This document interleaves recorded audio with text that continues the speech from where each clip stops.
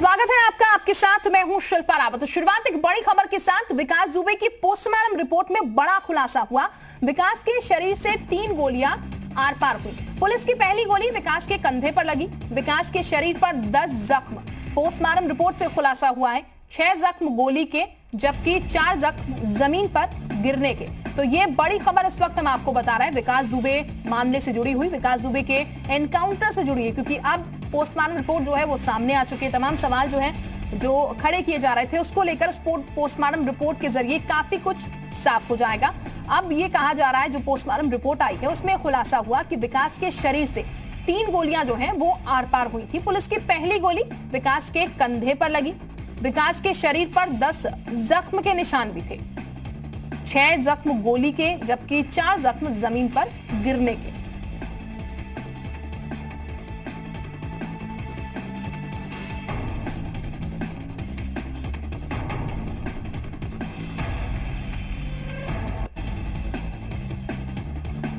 और संकल्प इस वक्त हमारे साथ ज्यादा जानकारी के साथ जुड़ चुके हैं। संकल्प, पोस्टमार्टम रिपोर्ट जो है वो सामने आ चुकी है।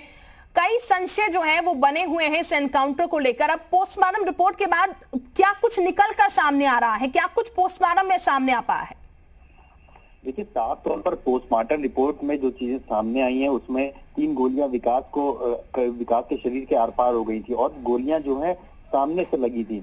तो ये साफ है कि विकास जो है एसटीएफ की टीम से लोहा लेते हुए सामने से गोली लगने का मतलब ये माना जा रहा है कि एसटीएफ और विकास आमने सामने थे। पहली चीज। दूसरी चीज, दाहिने कंधे से एक गोली लगी थी और सीने में जो है उसके बाईं तरफ जो है गोली आर पार हो गई थी। तो साफ तौर पर अभी ये नहीं बताया जा सकता है कि कितनी दूर से गोली मारी गई है, इसका खुलासा फिलहाल नहीं हो पाया है। और इसमें ब्लैक रिंग का भी कोई जिक्र इस तरीके का नहीं है कि जो किस रेंज में गोली मारी गई। लेकिन सबसे बड़ी बात ये इसमें साफ होती है कि विकास ने जब भागने की कोशिश करी और जिस तरीके से पुलिस का कहना था कि वो पुलिस के ऊपर फायर कर रहा था, तो साफ तौर पर सामने से गोलियां जब विकास को मारी गई तो ये जाहिर होता है कि कहीं ना कहीं वो भागने की कोशिश में जब उसने बैक रिवर्ट फायर पुलिस पे किया, पुलिस के फायर से बचने के लिए, अब ये गोलियां विकास को पुलिस की तरफ से लगी हैं। और दूसरी चीज ये है कि 6 जख्म ऐसे हैं जिसमें कि मतलब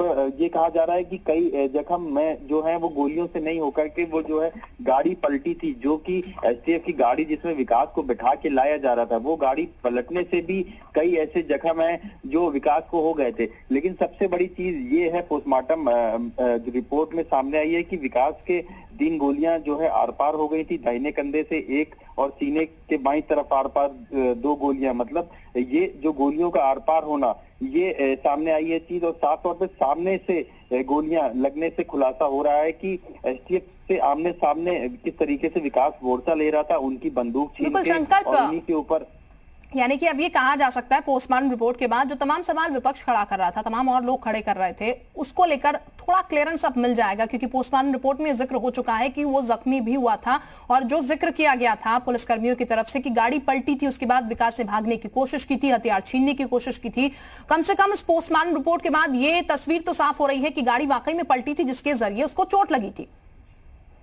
बिल्कुल साफ तौर पर गाड़ी पलटने के बाद की जो चोटें हैं वो अलग से इसमें पोस्टमार्टम रिपोर्ट में जिनका जिक्र किया गया है। लेकिन साफ तौर पर ये बिल्कुल सही बात है कि जिस तरीके से विपक्ष इस एनकाउंटर पे सवाल उठा रहा था, तो कहीं ना कहीं जिस तरीके से पोस्टमार्टम रिपोर्ट में खुलासा हुआ है कि विकास को गोलियां जो है उस फ्रंट से सामने से लगी हैं, तो साफ तौर पर जाहिर होता है कि किस तरीके से वो एसटीएफ से आमने सामने फायरिंग कर रहा था और जो है लगातार भागने की कोशिश में, जिसमें कि आत्मरक्षा में पुलिस को भी गोली चलानी पड़ी और उसकी गोली आर पार शरीर की हो गई। तो जिस तरीके से ये विपक्ष के सवाल थे कि विकास के एनकाउंटर को लेकर के, तो कहीं ना कहीं पोस्टमार्टम रिपोर्ट में ये जाहिर होता है कि जिस तरीके से आमने सामने जो फायरिंग का बात सामने आ रही है, सामने से गोली लगना, तो साफ तौर पे जाहिर होता है कि कहीं ना कहीं विकास के द्वारा किस तरीके से इतने बड़े अपराध को अंजाम देने के बाद भी कहीं ना कहीं सरेंडर जो करने नहीं था, वो मौका मिलते ही उस गाड़ी से निकला, उसने एसटीएफ की पिस्टल छिनाई और